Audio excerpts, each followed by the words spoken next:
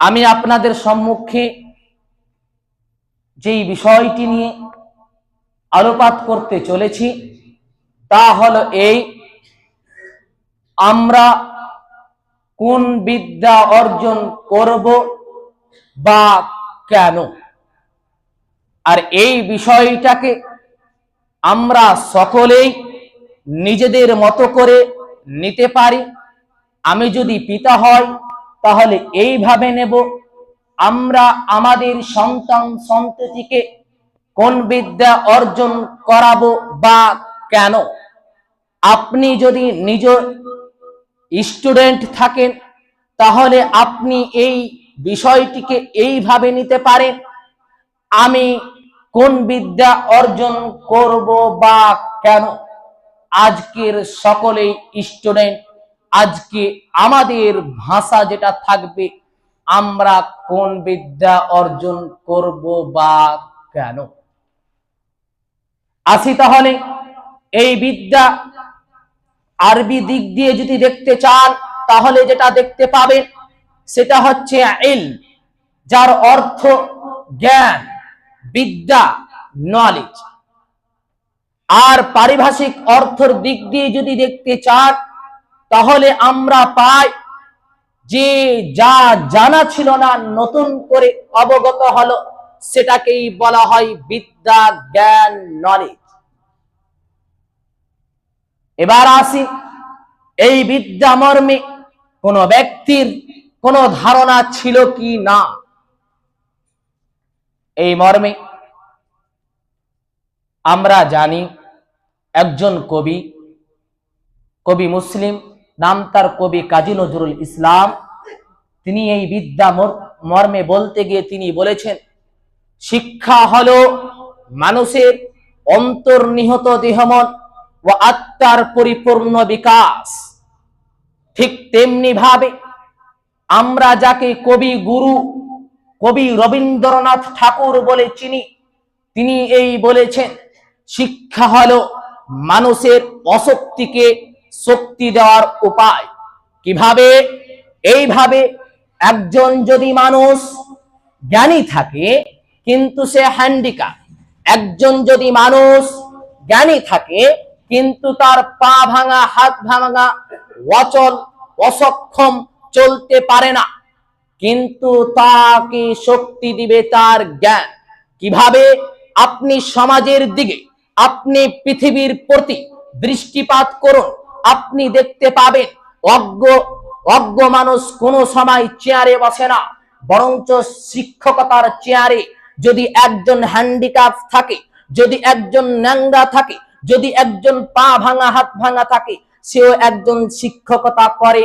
আর এই শিক্ষকতাটাই হচ্ছে তার জন্য শক্তি। এই মর্মে আমাদের মহান পালনকর্তা, মহান আল্লাহ পাক রব্বুল আলামিন, তিনি আল কুরআনুল কারীমে সূরা তাহা 114 নম্বর আয়াতে তিনি তিনার প্রিয় হাবিবকে, তিনি তিনার প্রিয় মুস্তাফাকে মুহাম্মদুর রাসূলুল্লাহ সাল্লাল্লাহু আলাইহি ওয়াসাল্লামকে নির্দেশ দিয়ে বলেছেন, কি বলেছেন? ওয়াকুর রব্বি জিদনি ইলমা। মহান নবী করিম সাল্লাল্লাহু, মহান আল্লাহ পাক রব্বুল আলামিন তিনি তিনার নবীকে বলছেন, হে মুহাম্মদ তুমি বলো।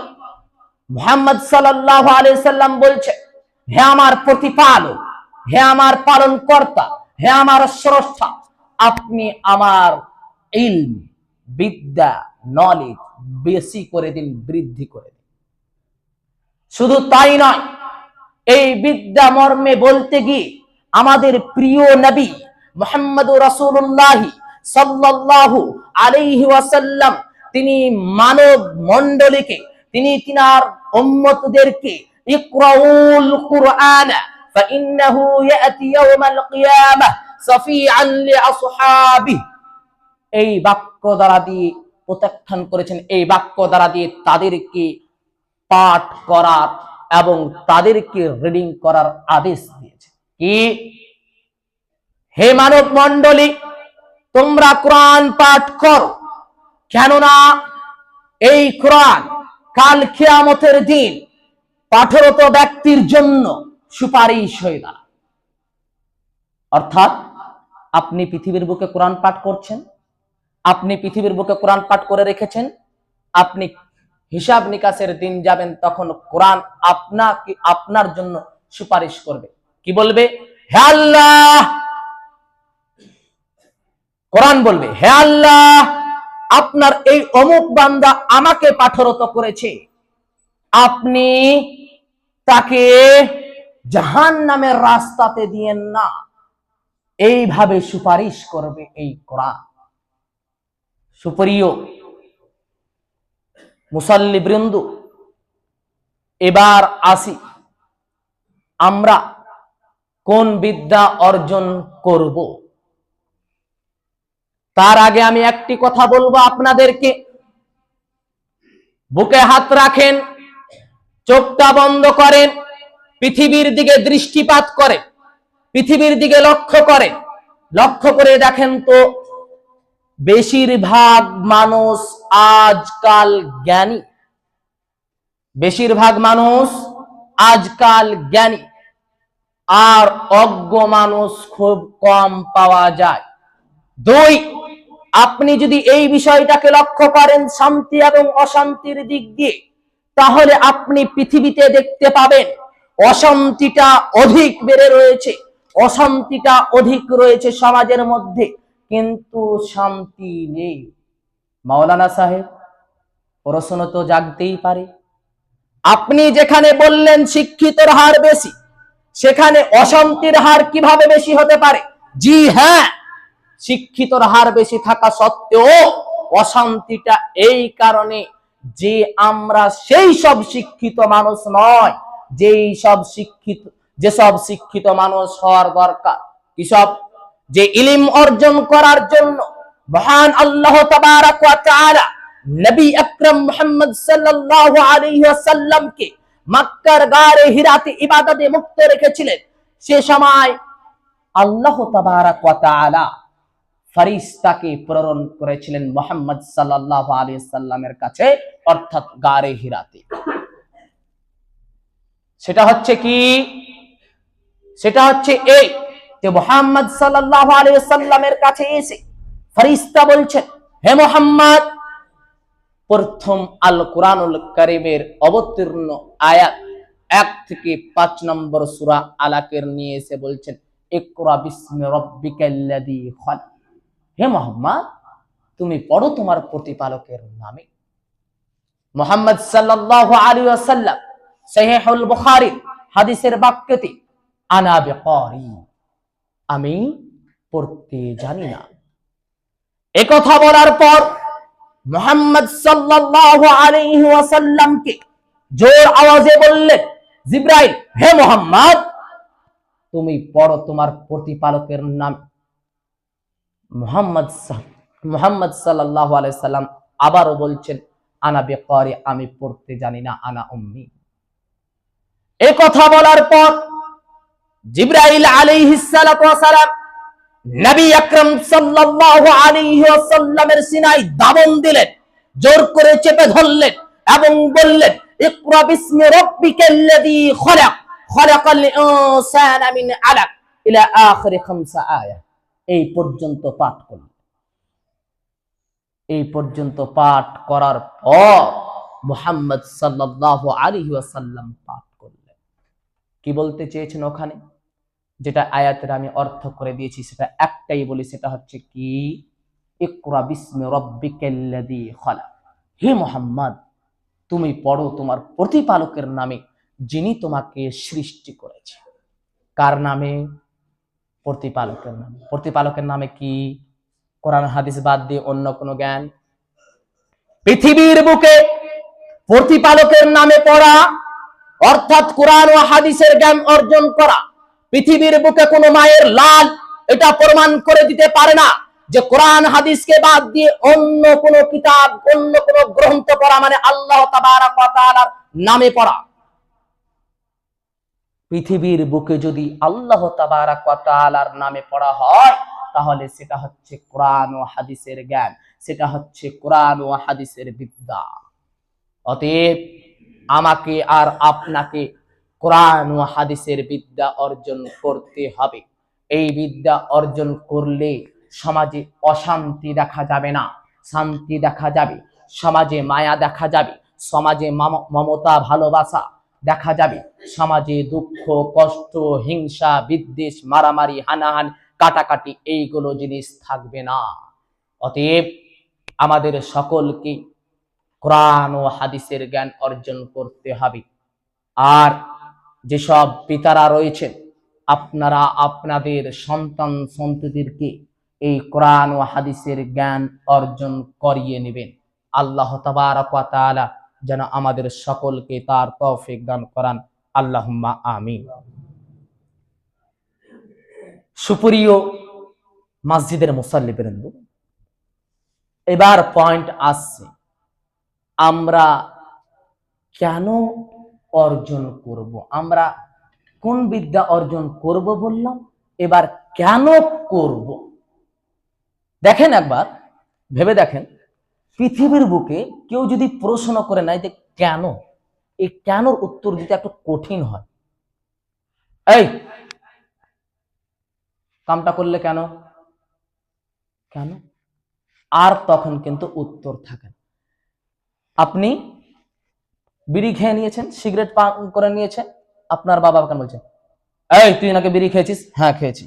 সহজ উত্তর দিতে, কেন খালি, কেন পান করলি, যেমনই উত্তর তেমনই হবল ভূতের মতন হপ এইরকম হয়ে থাকতে হবে। এই কেনর উত্তর দেওয়াটা অত্যন্ত কঠিন হয়ে থাকে। কিন্তু আমাদের ইসলাম এই কেনর উত্তর দিতে গিয়ে অনেক রকমের, আপনি কেন যতই বার বলবেন কেন কেন কেন, ততই আপনি উত্তর পেতেই থাকবে। আমরা কেন এই বিদ্যা অর্জন করব, আমরা এই কারণে এই বিদ্যা অর্জন করব। যদি আমরা এই বিদ্যা অর্জন করি তাহলে আমরা কোরআন ও হাদিসকে বুঝতে পারব, কোরআন ও হাদিসকে বুঝতে পারব। তার পূর্বে আমি একটি হাদিস বলি। এই যে জ্ঞান, এই যে বিদ্যা অর্জন করা, ইলম অর্জন করা, এটা মূলত আমরা করব কি কারণে, এটাও আমাদের প্রতি আদেশ রয়েছে। যেমনটি একটি হাদিস, হাদিসে কি বলেছেন, আন আনাস ইবনে মালিক রাদিয়াল্লাহু তাআলা আনহু قال قال رسول الله صلى الله عليه وسلم طلب العلم فريضة على كل مسلم। আনাস ইবনে মালিক রাদিয়াল্লাহু তাআলা আনহু থেকে বর্ণিত, তিনি বলেছেন যে রাসূল আকরাম সাল্লাল্লাহু আলাইহি সাল্লাম বলেছেন, ইলম অর্জন করা অপরিহার্য ফরজ প্রত্যেক মুসলমানের প্রতি। অন্য বর্ণনায় রয়েছে প্রত্যেক মুসলমান নর ও নারীর প্রতি।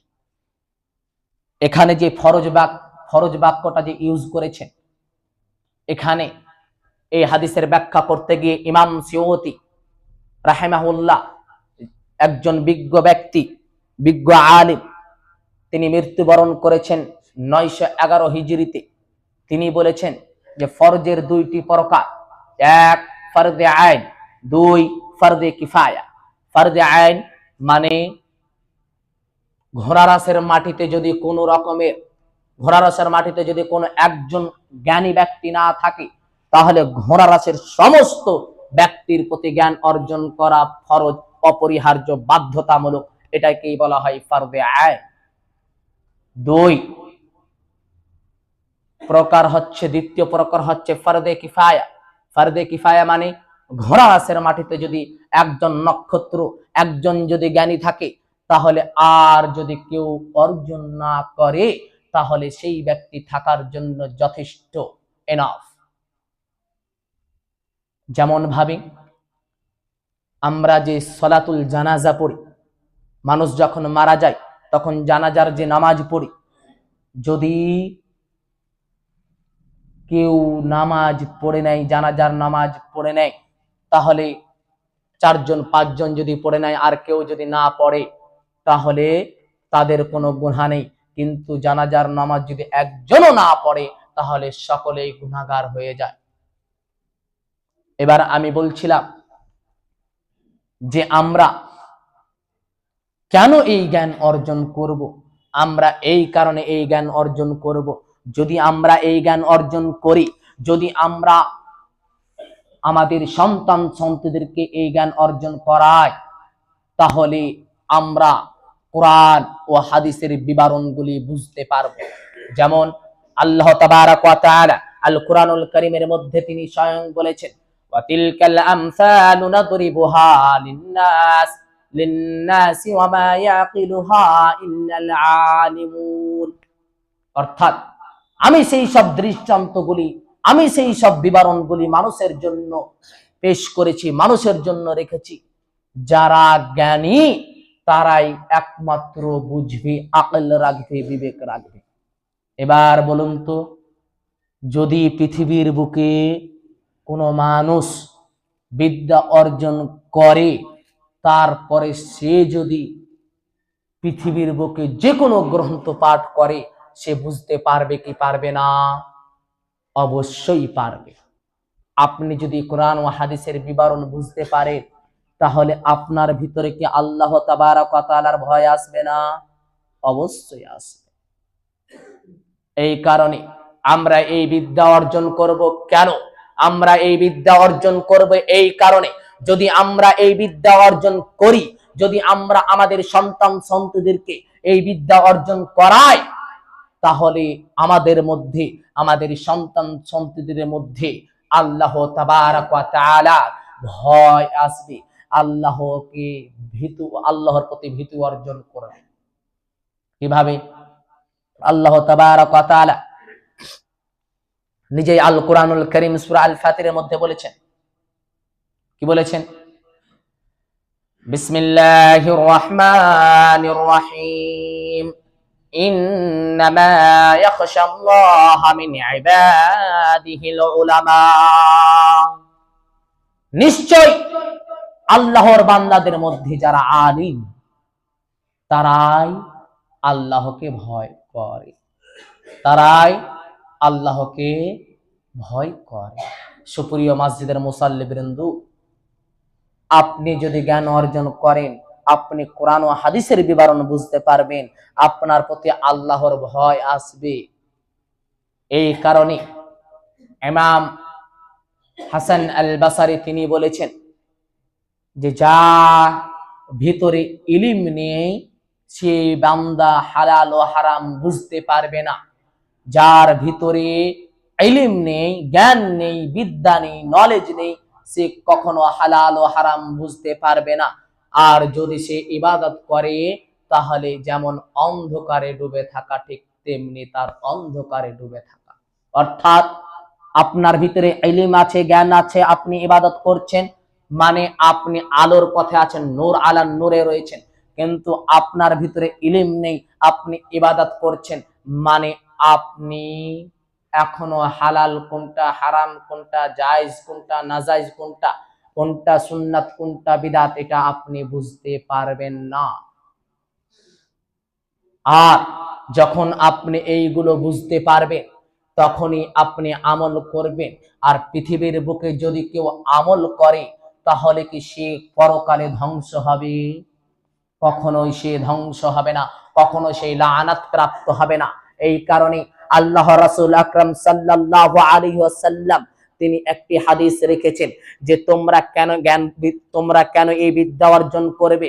তোমরা এই কারণে এই বিদ্যা অর্জন করবে, যদি তোমরা এই বিদ্যা অর্জন করো, তাহলে তোমরা ধ্বংস থেকে মুক্ত থাকবে, তোমরা অভিশপ্ত থেকে মুক্ত থাকবে, তোমরা লাআনাত প্রাপ্ত থেকে মুক্ত থাকবে।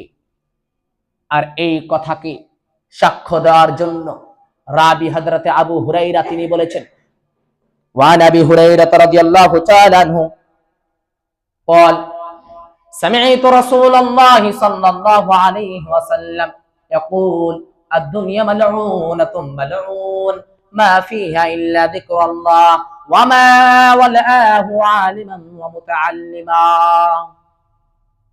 অর্থাৎ আবু হুরায়রা রাদিয়াল্লাহু তাআলা আনহু তিনি বলেছেন, আমি রাসূল আকরাম সাল্লাল্লাহু আলাইহি সাল্লামকে বলতে শুনেছি কি দুনিয়া, পৃথিবী অভিশপ্ত, লানাত প্রাপ্ত। তবে আল্লাহর জিকির, যে বান্দা আল্লাহর জিকির আজকার করে সে অভিশপ্ত। অর্থাৎ সুবহানাল্লাহ, আলহামদুলিল্লাহ, যত রকমের ইবাদত রয়েছেন সমস্ত জিনিস ধ্বংস নয়, এবং যে বান্দা ওগুলোকে নিজের অ্যাকসেপ্টলিটি অ্যাপ্লাই নিয়ে আসে সে ব্যক্তি কখনোই ধ্বংসপ্রাপ্ত না। দুই, ওয়া আলিমা, যে আলিম সে ধ্বংসপ্রাপ্ত নয়। আলিম, আলেম দ্বারা দিয়ে কাদেরকে বোঝানো হয়েছে? শিক্ষক। শিক্ষক দ্বারা দিয়ে কাদেরকে বোঝানো হয়েছে? মাদ্রাসার না যারা দাঁড়িয়ে পেশাব করতে শেখায় তাদেরকে, যারা কোরআন ও হাদিসের জ্ঞান অর্জন করায়, যারা কোরআন ও হাদিসের শিক্ষকতা করায় তাদেরকে বুঝিয়েছে। আর এই বাক্যটা অন্য হাদিসে আল্লাহ রাসূল আকরাম সাল্লাল্লাহু আলাইহি সাল্লামে মজবুত করে। কিভাবে? আল্লাহ রাসূল আকরাম সাল্লাল্লাহু আলাইহি সাল্লাম অন্য হাদিসে বলেছেন, কি বলেছেন? খায়রুকুম মান তাআল্লামাল কুরআন ওয়া আল্লামাহ, তোমাদের মধ্যে সেই অধিক উত্তম যে নিজে জ্ঞান অর্জন করে এবং অন্যজনকে করায়। কার কথা? অন্যজনকে করায় কে? শিক্ষক। তাহলে সেই শিক্ষক ধ্বংসপ্রাপ্ত নয়, অভিশপ্ত নয়। দুই, তিন নম্বর, এখানে ওয়া মুতাআল্লিমা বাক্য ব্যবহার করা হয়েছে ওই হাদিসে। যে ছাত্র, যে স্টুডেন্ট শিক্ষারত অবস্থায় রয়েছে সে ধ্বংসপ্রাপ্ত নয়। আর এই কথাকে আল্লাহ তাবারক ওয়া তাআলা উম্মতে মুহাম্মাদিয়ার জন্য সরল সহজ করে দেওয়ার জন্য একখানা হাদিস রেখেছেন। সে হাদিস হচ্ছে কি? হাদিস হচ্ছে এই, আল্লাহ রাসূল আকরাম সাল্লাল্লাহু আলাইহি ওয়াসাল্লাম বলেছেন, মা সালাকা তরিকান ইয়ালতাবিস ফীহি ইলমান সাহহালাল্লাহু লাহু বিহি তরিকা ইলাল জান্নাহ। যে বান্দা আল্লাহ তাবারক ওয়া তাআলা জ্ঞান অর্জন করার জন্য সফর করলো, ভ্রমণ করলো, রাস্তাতে চললো, আল্লাহ তাবারক ওয়া তাআলা সেই বান্দার জন্য জান্নাতের রাস্তাকে সহজ করে দিল। সুবহানাল্লাহ। এবার বলেন বাপজিরা, আপনি কেন এই জ্ঞান অর্জন করবেন না? আপনি কেন আপনার সন্তান সন্ততিকে এই বিদ্যা অর্জন করাবেন না? আপনি যদি এই বিদ্যা অর্জন না করান, আপনি যদি এই কোরআন ও হাদিসের জ্ঞান নিজে না অর্জন করেন, তাহলে আপনার ইবাদত তো কোন রকমের গ্রহণ হবে না। আপনি কোরআন ও হাদিসের বিবরণ তো বুঝতে পারবেন না। আপনি দুনিয়াতে অপচয় আমল করবেন, অপচয় ইবাদত করবেন, যেটা আপনার গ্রহণযোগ্য হবে না। আর গ্রহণযোগ্য না হলে পরকালে আপনার কি হবে সেটা আপনি ভালোই জানেন। আল্লাহ তাবারক ওয়া তাআলার কাছে যদি গ্রহণযোগ্য কোনো আমল না হয়, তাহলে আল্লাহ তাবারক ওয়া তাআলা তাকে জান্নাত দিয়ে দিবেন না। আমাদের সকলেরই আশা জান্নাত পাওয়া, আমাদের সকলেরই আশা সন্তান সন্ততিকে পরকালে সাকসেস। ফামান যুহজিহা আনিন নার ওয়া উদখিলাল জান্নাহ ফাকাদ ফাজ, বড় সাকসেস করে দেওয়া। এই বড় সাকসেস করে দেওয়ার জন্য আপনাকে যদি খাটতে হয়, তাহলে তাকে জ্ঞান, ইলম, বিদ্যার পিছনে খাটতে হবে। এবার আমি একটা কথা বলি, আমরা আমাদের সমাজে যেই সব বাপ পিতারা রয়েছে নিজেদের সন্তান সন্ততিদেরকে কেন কোরআন ও হাদিসের জ্ঞান অর্জন করায় না? তারা সন্তান সন্ততিদেরকে এই কারণে এই ইসলামিক জ্ঞান অর্জন করায় না, কেননা তারা এই ইসলামিক জ্ঞানকে, তারা এই কোরআন ও হাদিসের জ্ঞানকে ফকিরতা জ্ঞান মনে করে, গরিবতা জ্ঞান মনে করে, মিসকিনতা জ্ঞান মনে করে, রাস্তাতে দুয়ারে দুয়ারে গিয়ে ভিক্ষা চাওয়ার মতো জ্ঞান অর্জন করার মতো করে। তার জন্য আমাদের সকলেরই কনসেপ্টে চলে এসেছে যে আমরা আমাদের সন্তান সন্ততিদেরকে এই ফকিরতা বিদ্যা অর্জন করাবো না। শুনে রাখুন ঘোড়ারসের মাটির মানুষেরা, যদি আপনাদের কনসেপ্টে এটা চলে আসে, যদি আপনাদের কনসেপ্টে এটা থাকে, তাহলে আপনি আজকেই মুছে ফেলুন যে এই গরিবতা জ্ঞান। যদি আপনি এটাকে গরিবতা জ্ঞান মনে ভাবেন, তাহলে আপনারা যখন মৃত্যুবরণ করেন তখন আলেম উলামাকে চারাগ জ্বালিয়ে, প্রদীপ জ্বালিয়ে কেন খুঁজে বেড়ান যে জানাজার সালাতটা আদায় করিয়ে দেন, জানাজার সালাতটা আদায় করিয়ে দেন, আমাদেরকে কাফন দাফনের সঠিক নিয়ম জানি না, কাফন দাফনটা করিয়ে দেন। যখনই মানুষের দরকার পড়ে বিবাহ, তখনই আপনারা আলেম উলামাকে কেন ডাকেন? আর আপনারাই যদি এই জ্ঞানকে গরিবতা, ফকিরতা, মিষ্কনতা জ্ঞান মনে করেন। সুপ্রিয় মসজিদের মুসাল্লিবৃন্দ, আপনাকে আমি এই জোর আওয়াজে এটাই প্রমাণ করতে চাই, এই জ্ঞানকে আপনাকে মহাজ্ঞান মনে করতে হবে। এই কোরআন ও হাদিসের জ্ঞানকে আপনাকে বড় জ্ঞান মনে করতে হবে। এই কোরআন ও হাদিসের জ্ঞানকে আপনাকে সাকসেস জ্ঞান মনে করতে হবে। এই কোরআন ও হাদিসের জ্ঞানকে জান্নাতের জ্ঞান মনে করতে হবে। এই কোরআন ও হাদিসের জ্ঞানকে আপনাকে সাফল্য, সাকসেস জ্ঞান মনে করতেই হবে বাধ্যতামূলক। যদি আপনি না করেন, পৃথিবীর বুকে তো ধ্বংস হবে, পরকালেও ধ্বংস হবে। পৃথিবীর বুকে ধ্বংস কি? মানুষের কাছে লানাত খাবেন, মানুষের কাছে আপনি আপনার সম্মান হানি করবেন। কেউ চান সম্মান হানি করতে? আমাদের সমাজের যুবকেরা, আমাদের সমাজের পিতারা আরো এই কারণে ভেবে থাকে যে আমরা এই গরিবতা জ্ঞান অর্জন করব না। তারা দুনিয়ার মায়ার সাথে, দুনিয়ার মমতার সাথে, দুনিয়ার ভালোবাসার সাথে, দুনিয়ার কষ্ট দুঃখ থেকে সরে গিয়ে ওইগুলো জিনিসকে অ্যাকসেপ্ট করতে চায় যে আমরা আমাদের সন্তান সন্ততির ক্যারিয়ার ভাববো। কিন্তু আলেম উলামা করালে তাদের ক্যারিয়ার গঠন হবে না। তাদের কিভাবে ক্যারিয়ার গঠন হবে না? আলেম উলামাদের বেতন, আলেম উলামাদের নকরির টাকা, তারা 10,000, 12,000, 7,000 টাকা ইনকাম করে। সে তার নিজের স্ত্রীর দিকে দেখবে না, সে তার পোশাকের দিকে দেখবে না, সে আমার দিকে দেখবে। এই বলে আমাদের অনেক পিতারা সন্তান সন্ততিদেরকে ইসলামিক জ্ঞান অর্জন করায় না।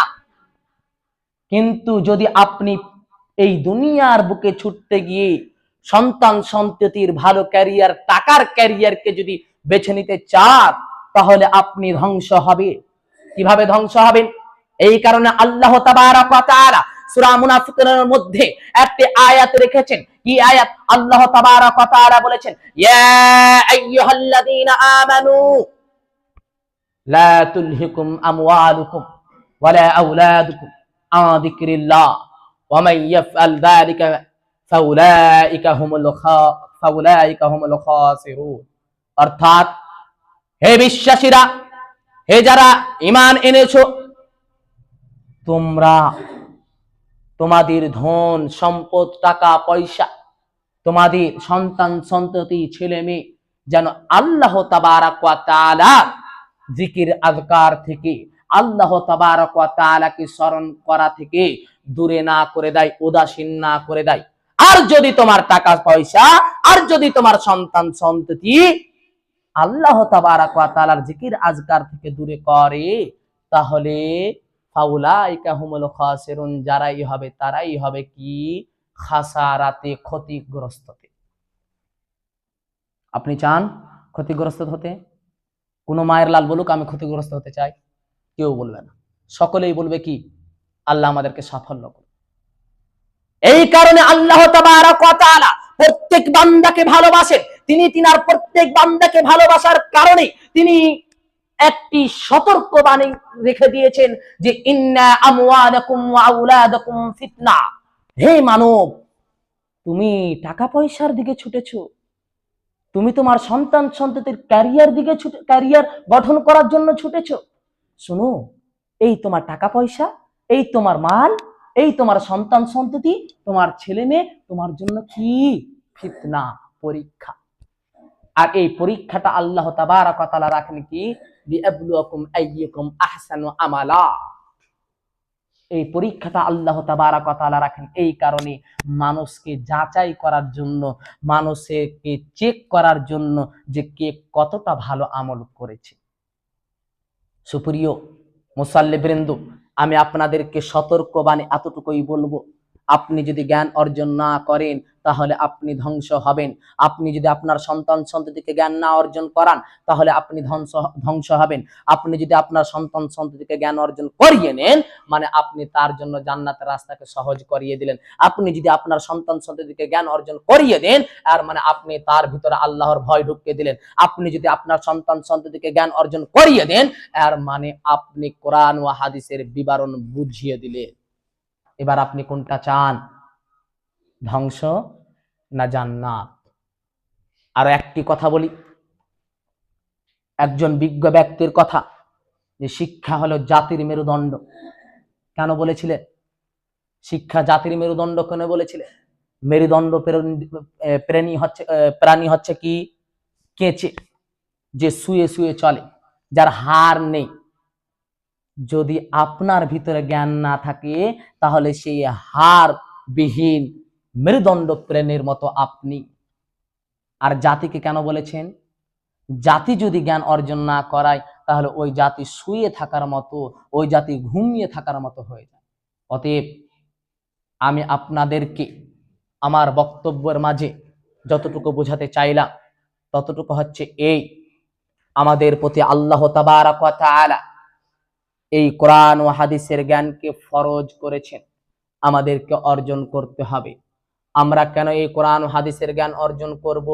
আমরা করব এই কারণে আমাদের মধ্যে মায়া, মমতা, ভালোবাসা, শান্তি বয়ে নিয়ে আসার জন্য। আর আমরা করব কেন? আমরা করব মহান সাফল্য অর্জন করার জন্য। আমরা কোরআন হাদিসকে বুঝবো, কোরআন হাদিসের প্রতি আমল করব, আল্লাহকে ভয় করব, ধ্বংস থেকে মুক্ত থাকব, জান্নাতের রাস্তাকে সহজ করিয়ে নেব। তার জন্য আমরা এই জ্ঞান অর্জন করব। অবশেষে আল্লাহ তাবারক ওয়া তাআলার কাছে দোয়া করি, হে আল্লাহ তাবারক ওয়া তাআলা, আসমানের নিচে জমিনের উপরে অধম বান্দা, গুনাহগার বান্দা হচ্ছে আমরা, আপনার কোরআন ও হাদিসকে আঁকড়ে ধরে রাখতে পারিনি। আপনি আমাদেরকে এই কোরআন ও হাদিসের প্রতি চলার তৌফিক দান করুন, আল্লাহুম্মা আমিন।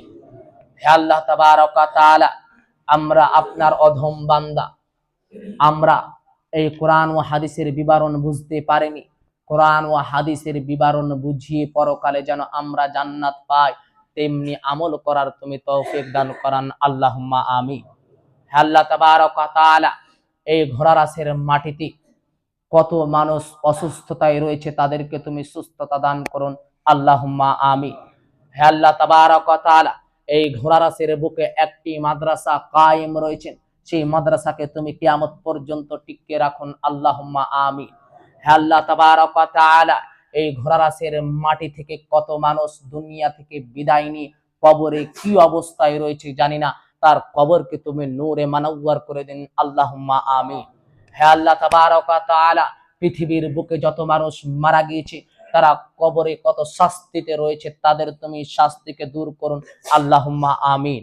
হে আল্লাহ তাবারক ওয়া তাআলা, আমরা পৃথিবীতে যেই সব অধম বান্দা বেঁচে আছি আমাদেরকে ইমানের পথে, ইমানের প্রতি মৃত্যুবরণ করান, আল্লাহুম্মা আমিন।